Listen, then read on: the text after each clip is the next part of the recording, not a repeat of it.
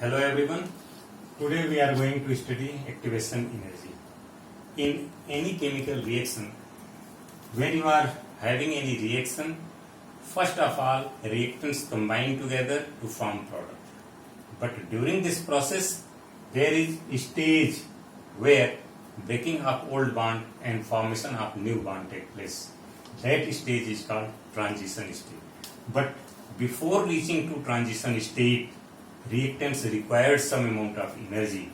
That amount of energy which activates the reactant molecule to form product is called activation energy.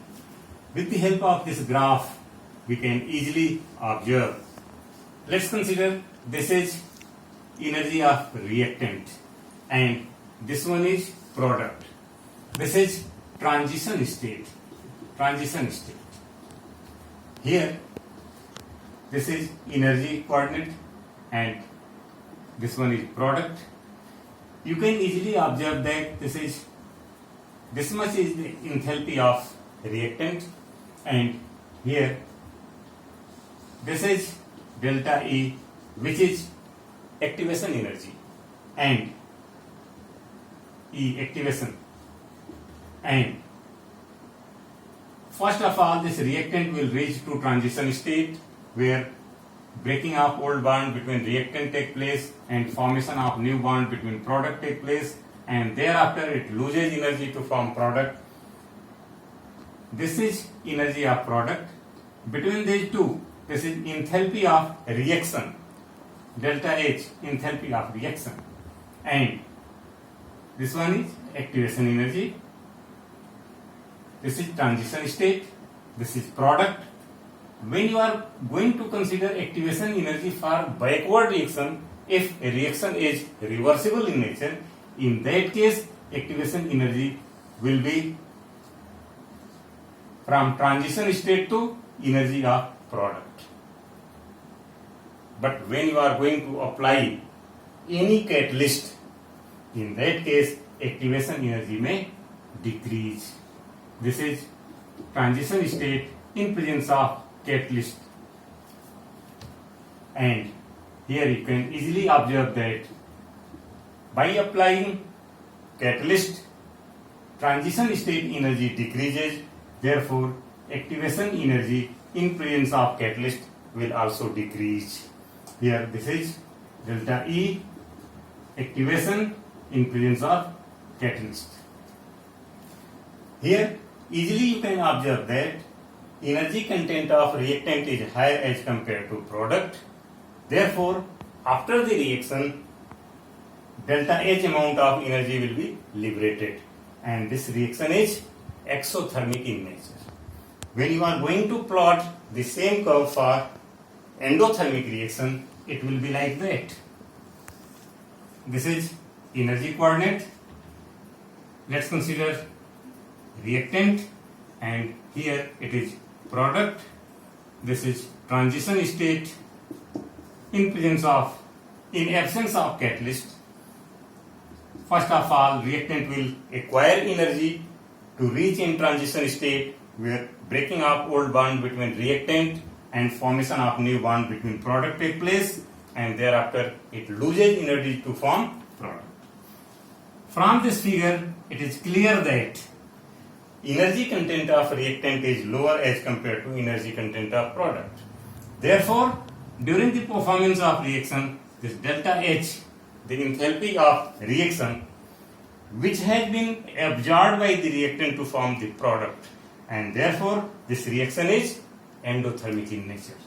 Here again, when you are going to apply catalyst, again transition state energy decreases. In presence of catalyst, activation energy decreases. Here activation energy is, this is energy of activation, delta E, activation, and in presence of catalyst, it decreases. Here easily from this figure, you can easily observe that this is activation energy in presence of catalyst. This is smaller as compared to activation energy in absence of catalyst. Again, when you are going to observe activation energy for reverse reaction, that is from product to reactant, again you can observe that in presence of catalyst it is lesser as compared to in absence of catalyst. This is for endothermic reaction. And again, when you are going to observe the relation between temperature and rate constant, Arrhenius explained here. Arrhenius explained that rate constant K is found to be directly proportional to e to the power minus Ea by RT, where K is rate constant of the reaction, Ea is activation energy, R is universal gas constant, and T is temperature at absolute scale. When you are going to equate it, K will be equal to A e to the power minus Ea by RT. Here, A is Arrhenius constant. This is proportionality constant known as Arrhenius constant. Now, to evaluate this, now take log on both sides, then natural log K will be equal to log A minus Ea by RT. When you are going to convert it into base 10, then you have to multiply it with 2.303. 2.303 log K 2.303 log A minus Ea by RT. Let's consider at temperature T1 rate constant be K1 and at temperature T2 it is K2.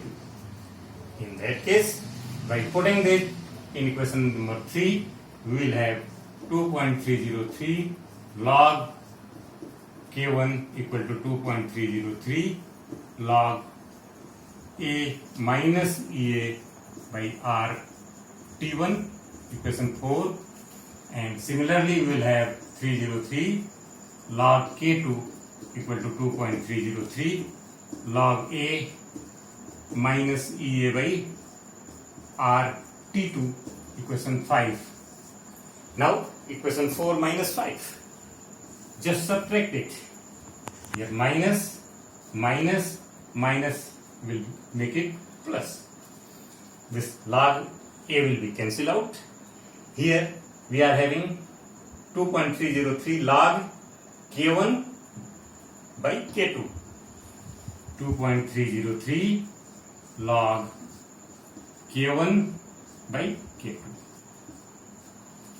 And in this case, here this is positive, therefore we can take common as Ea by R, and we will have here 1 by T2 minus 1 by T1. Now solve it, and by solving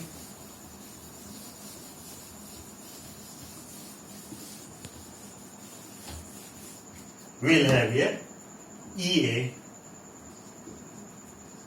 equal to this R will be transferred here 2.303 R, then LCM will be T1 T2, and this T1 T2 will go towards left hand.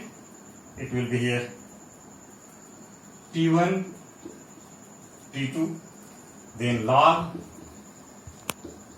K1 by K2 total divided by here T1 minus T2. T1 minus T2. This is how you can determine activation energy for any reaction. Thanks.